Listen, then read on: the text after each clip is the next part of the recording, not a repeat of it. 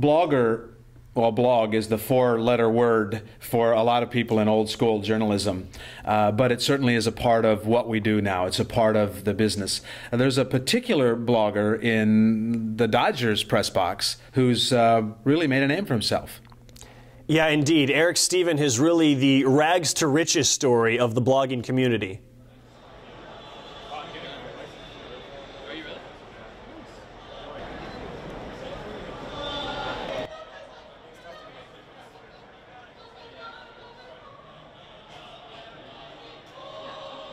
I'm putting up the game thread for tonight's game, where most people on my site comment, throughout the game.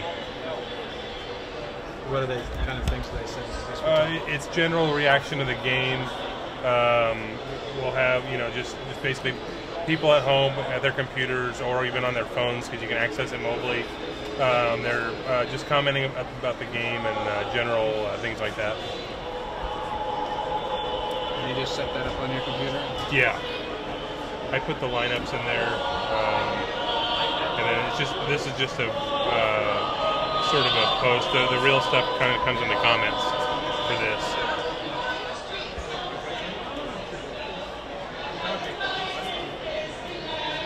this. It's stuff that I would normally do anyways. I was constantly thinking about the Dodgers and in my personal life, or watching the games, and it just sort of gave me an outlet to capture my thoughts about the team. So it sort of started from there. And then, I saw how the other beat writers approach their game stories and things like that, and I maybe took a different tact and just tried to sort of fill in the gaps maybe of what the coverage they were missing, or at least add my analysis to what they were doing, and things like that. It was sort of relying on them for a lot of the news in the early going, but that's changed. It's fascinating because normally you have to pay your dues. You have to work your way up from high school to junior college to maybe cover a UCLA before you'd get an opportunity to cover the Dodgers. And now you're going directly to the #1 sport that you want to most cover. Now, when you read his stuff, you see that there is a professionalism that's there, that there isn't a we, there isn't an us that's being written in there. So he's one of the rare ones. I've been extremely lucky. Dylan Hernandez of the Los Angeles Times, Tony Jackson, who was then of the Daily News, now of ESPN Los Angeles, and Ken Gernig of MLB.com were basically the three main Dodger beat writers. They've all been exceedingly nice to me from pretty much day one. And I just sort of tried to, in the beginning, keep quiet and stay to myself and not do anything stupid, basically. The content I'm providing on the site is sort of what keeps people keeps people coming back.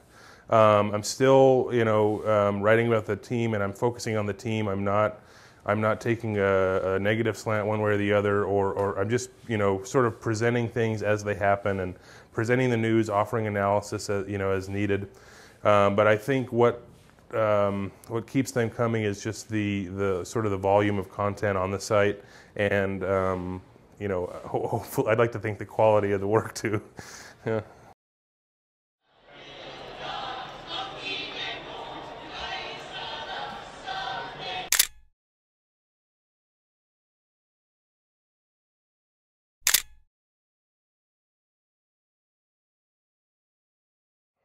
Yeah, I mean, ultimately, I've sort of realized over the last few years this is what I want to do.